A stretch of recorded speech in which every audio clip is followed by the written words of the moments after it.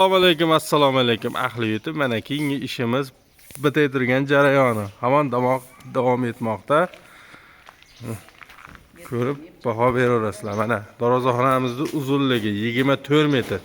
Mana hali alkafon guldan qanday chiqarsa bo'ladi desangiz, alkafon gul ortcha rasxod menga deydigan bo'lsangiz, mana shu holat ham mana haqiqatan skromniy o'ta chiroyli holatda kelib chiqadi inshaalloh.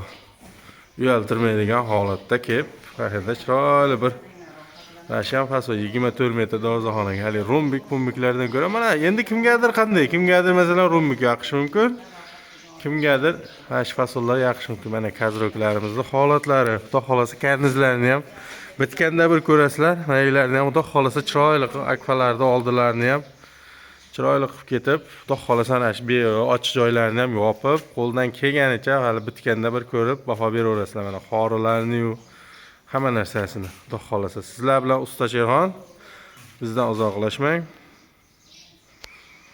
Bitganda xudo xolasa qo'yib yana bir baho berasizlar.